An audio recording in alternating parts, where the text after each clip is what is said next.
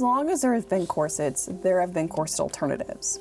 In the 18th century, they were called jumps, waistcoats, or even, wait for it, corsets. In the last quarter of the 1800s and through the early 1900s, they were called waists, or corset waists, or underwaists. With the rise of the dress reform movement, women's growing interest in sports and exercising, and just a general Victorian interest in health, corset alternatives were in hot demand as people became increasingly hungry for a different type of support garment. The Equipoise waist, patented by George Frost and George Phelps in April 1875, quickly became the gold standard for women who were looking for a suitable corset alternative. So since I own an Equipoise waist, I propose that we take it, we pull a pattern, we make an exact copy with no alterations or customizations because it was a ready-made garment after all, and then we put it to the test, we put it on, and we see how it feels compared to a normal corset and like whether or not it's more comfortable. And yes, selfishly, I am hoping that this goes a lot better than the last time we did this type of experiment.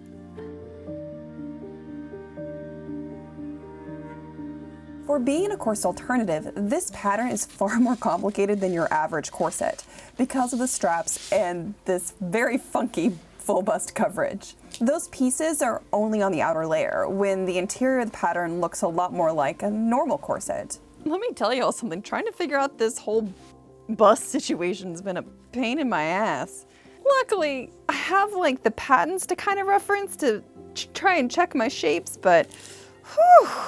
She is not easy. We got darts, we got gathers, we got straight edges, we have weird corners. It's a lot.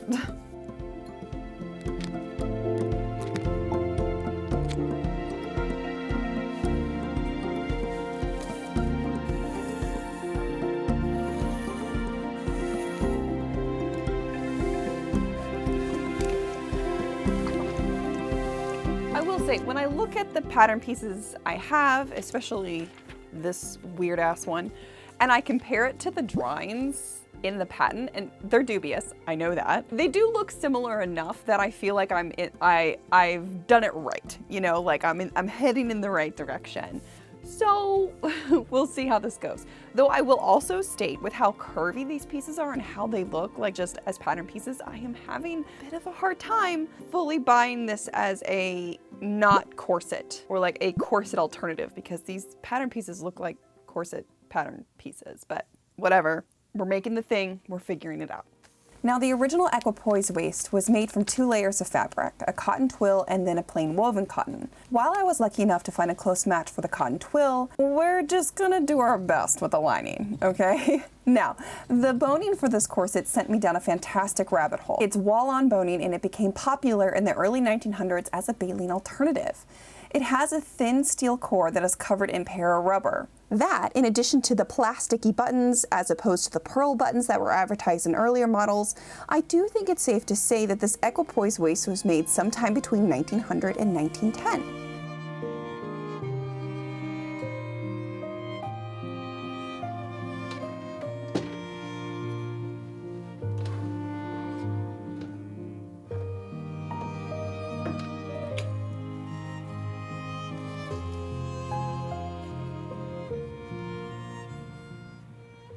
The women's dress reform movement began in the mid-1800s, advocating for healthier and more hygienic forms of dress. While they railed against almost everything in a woman's wardrobe, from her shoes to her skirts to her tight sleeves and even bulky underwear, their biggest enemy was, say it with me, the corset. They hated the corset, and not just for the reasons you might be thinking of, like rumored body deformities, or frankly what we would just call body modification today, or breathing issues, tight lacing, etc. One of their biggest gripes, which ties into their hating of heavy skirts, was actually weight distribution. The idea was that the skirts worn over the corset put too much pressure on the woman's hips and abdomen. This makes sense when you look at corsets from like the 1850s onwards, because they don't have any shoulder straps. It's understandable why they reached this conclusion, even though like historically it doesn't really make a lot of sense.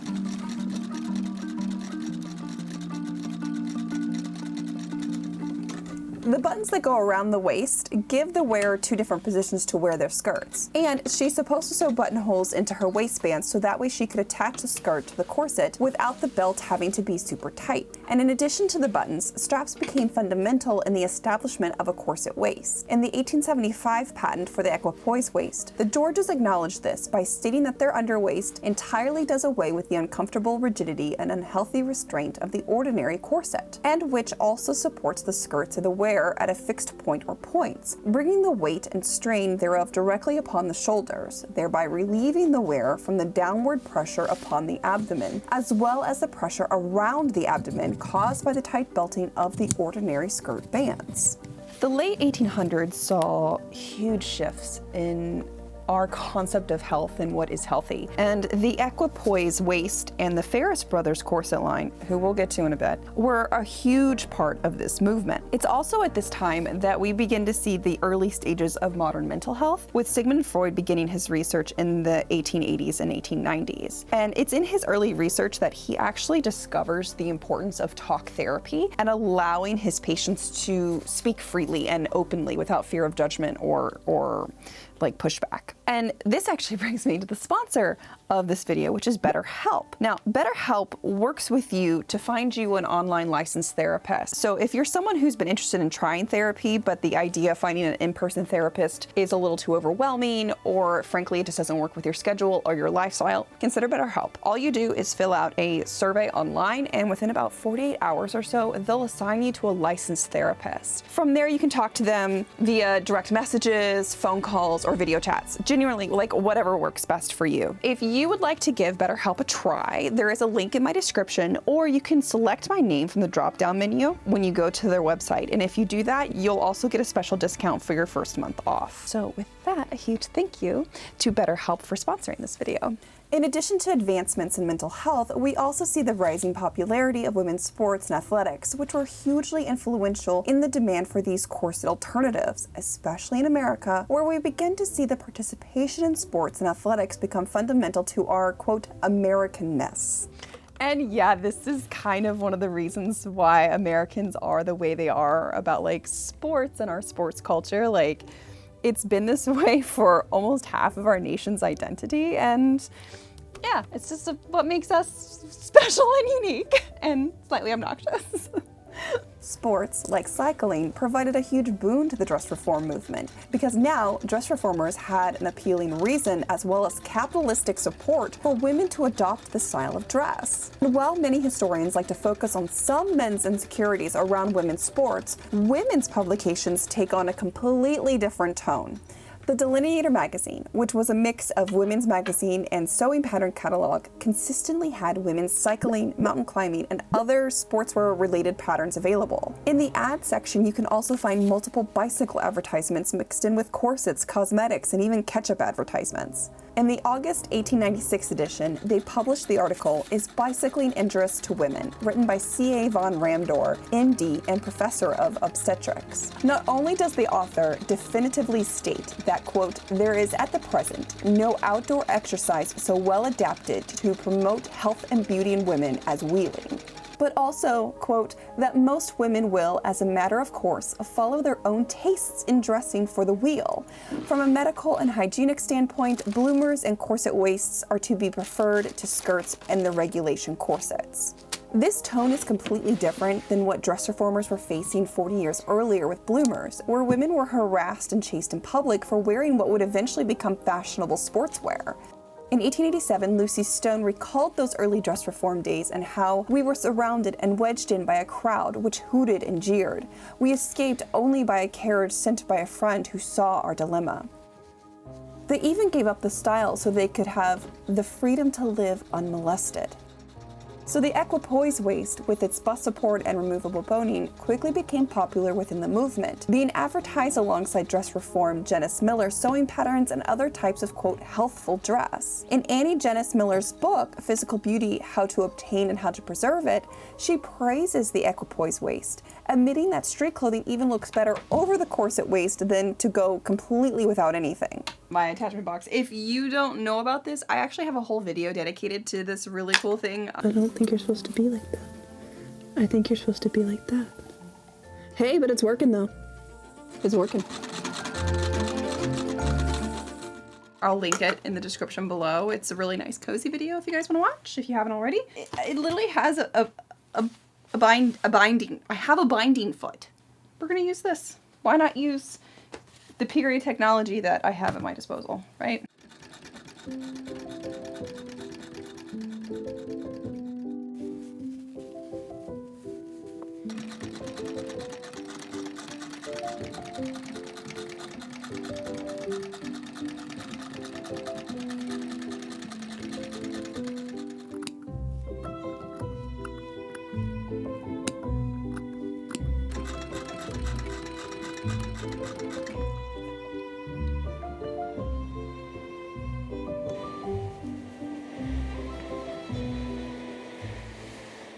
So the other nice thing about removable boning, beyond the obvious like laundry benefits, is its customizability for the wearer. Now, in Frances Steele's 1892 book, Beauty of Form and Grace of Vesture, she actually says that its whalebones should be removed at once or one by one in short intervals. And this is to allow the women who are used to wearing corsets to get used to going out and about in like a boneless sort of support garment, or with minimal boning, because, you know, they might not be used to that sort of feel.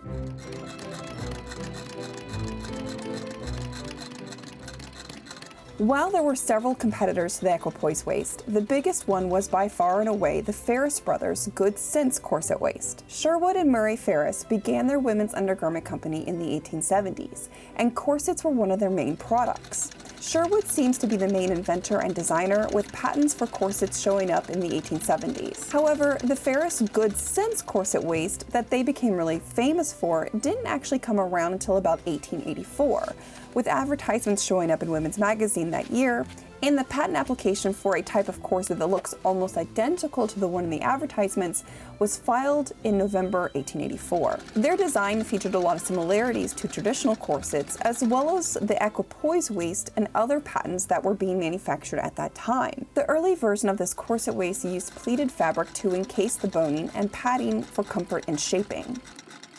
So I did something kind of stupid.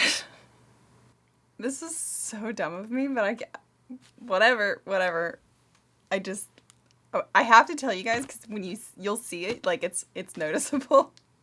And I wanna own my shit for you guys. So when I was marking the pattern onto the fabric, for whatever harebrained reason, I decided to mark the eyelet holes in pen. And not like just any pen, but almost like a felt tipped marker pen, you know, permanent. Thinking, oh, well, it'll be fine. Like, they're gonna be gone anyways. Like, you're never gonna see the marking because obviously I'm gonna like cut the hole and da-da-da-da. That is not true.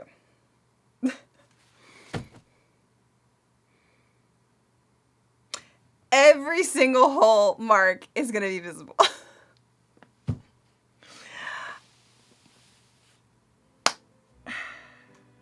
Later, the Good Sense corset waist and sports corsets relied on cording and some boning, a button front, and shoulder straps. Obviously, with the help of a lot of marketing, including leaning on the growing popularity of sports and, quote, physicians' recommendations, the Ferris brothers were successful with the design and turned it into an entire line for all ages, including infants. The Ferris brothers further invest into this corner of the market, and sometime between 1898 and 1903, George Frost seems to have sold the rights to the Equipoise waist to the brothers. We know this because in 1903, we began to see Ferris advertisements including the Equipoise waist design and their name in the ads. But in 1898, George Frost's company was still advertising the Equipoise corset waist. And it's not like George Frost & Co. went out of business or that like he died. They still continued to manufacture garters until like the late 1960s. And according to one biography, George Frost lived until 1936. So it seems like this was just a business move, and the Ferris brothers took advantage of that opportunity. I put on my little capitalist hat, right? I used to work in manufacturing hat. I I don't see how this is profitable. Like, no, I genuinely, I have not been able to find evidence of why Frost sold the company to the Farish brothers, but I would wager that maybe it just became too expensive for him to manufacture, and focusing on garters and elasticated garters was just more profitable for his company. Even though, like, the Equipoise waist is a legacy product, it just wasn't worth it because this is infuriatingly complicated. And for those of you all who are thinking maybe I will be announcing a pattern at the end of this, no, I'm not. There's no pattern for this. I might do a pattern if there's a big enough demand, but genuinely, y'all, I don't want to inflict this upon you. If I just wanted removable boning, scissors. I can remove my own boning from a normal corset that costs less or the same and isn't as fiddly and as stupid as look at these booby cups. Now, granted, my booby cups are a little bit bigger than the original, but this is ridiculous. For what? For shoulder support? What? We, bra girlies, no, that's bullshit.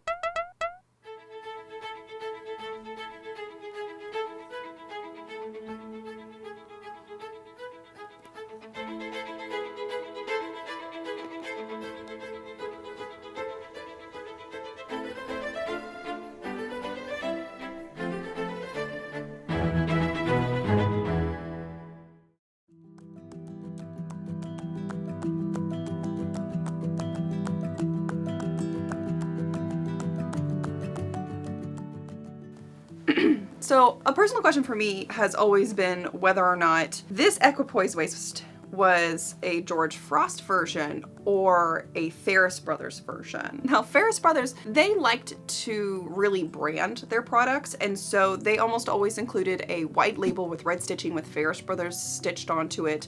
They would print or stamp their name with a patent date on garter clips or inside the corset. And this garment doesn't have any of that. The only thing that it does have to help us date it is the inclusion of the wall-on boning. And the Ferris brothers did use wall-on boning in their garments when it was readily available, and they also advertised with it. Since there's no way for us to prove one way or the other that like wall-on was original to this garment and it wasn't changed out later, we have to assume that the wall-on is original to the garment and not a replacement at a later date, even though there is one piece of boning in here that is not a wall-on boning that is mixed in with the wall-on boning. But we have no way to know one way or the other, right? So we can only assume that the wall-on is intended to be original with the garment. So with that in mind, I either have one of the very first Ferris Brothers Equipoise waists, or I have one of the very last George Frost manufactured Equipoise waists. But either way, it doesn't matter. My version is now complete.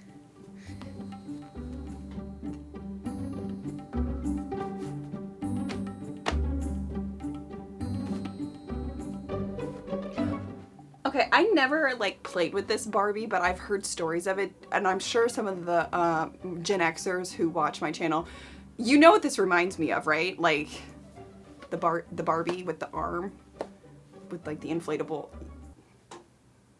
Meet new growing up Skipper. She's 2 dolls in one. Because when you turn her arm, you can make her change instantly from a little girl to a tall, slender teenage doll. This is so silly.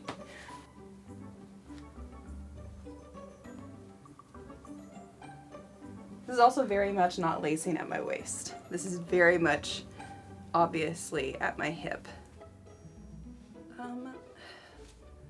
Okay, so I can't actually see the upper part, but I can obviously feel it. This is, guys, it feels like a corset.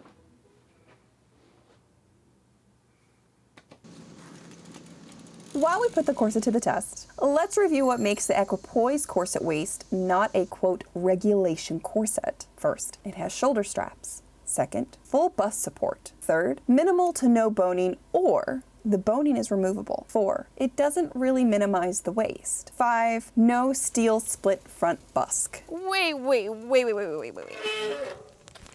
You mean to tell me that these corset waists from the late 1800s to the early 1900s were described as being healthy using the same attributes that were found in corsets from like the 1820s to the 1840s? Yes. Yes, I am. You know those same corsets, which were designed and made by women, were the same exact ones that male doctors blamed for a whole slew of health issues, including causing tuberculosis, right? Yep.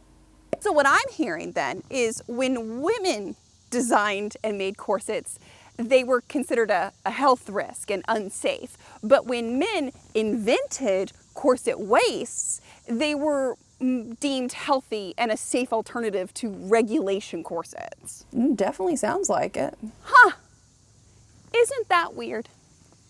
Well, if that doesn't leave a funky taste in your mouth, when you look at the amount of boning that actually comes standard with the Equipoise corset waist, it is so much more than the run-of-the-mill regulation corsets that were available at the same time, including the corset we reproduced earlier this year. And while yes, dress reformers encouraged the removal of the boning, George Frost was still manufacturing the garment with that much boning in it to begin with.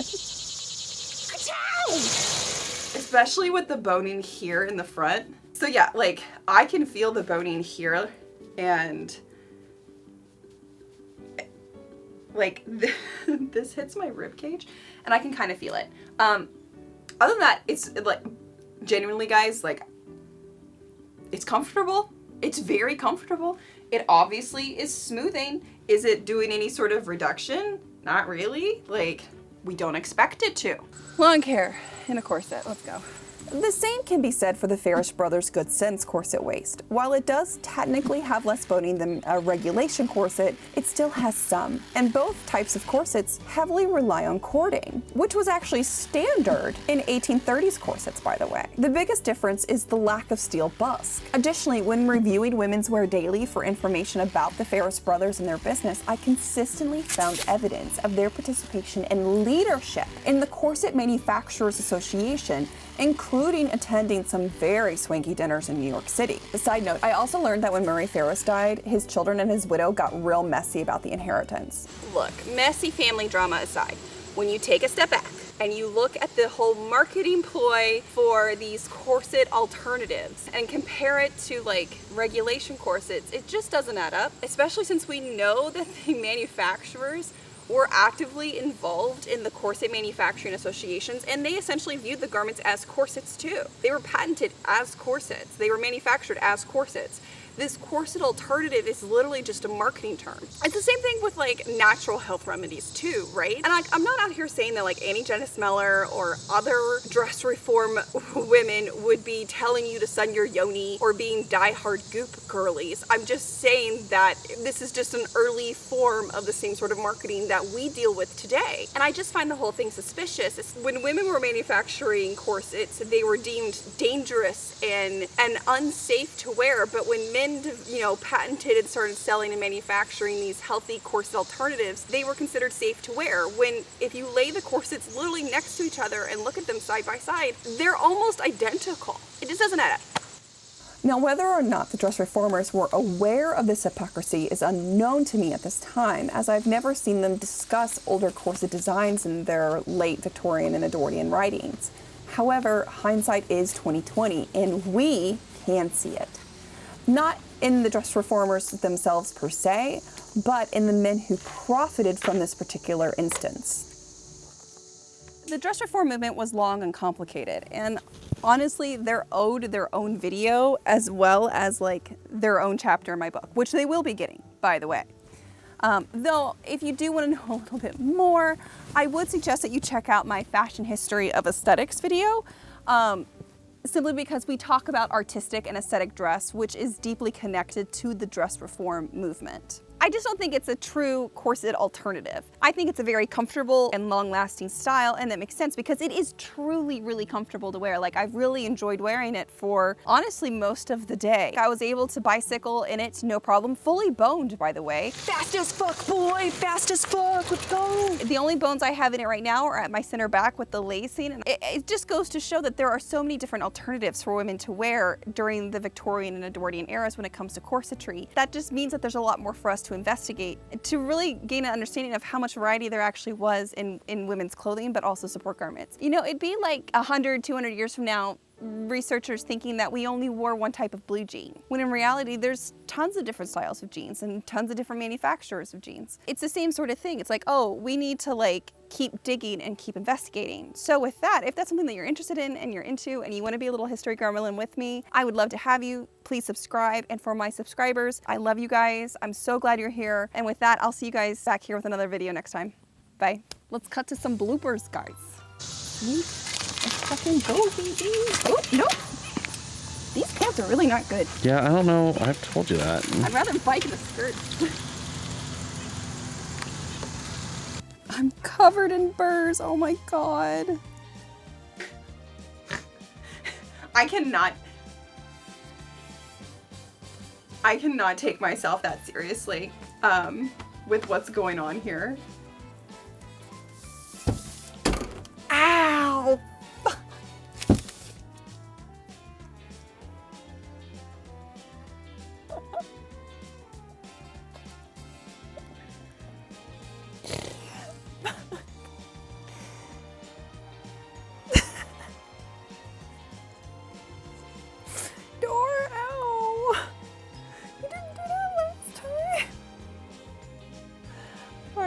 Try that again.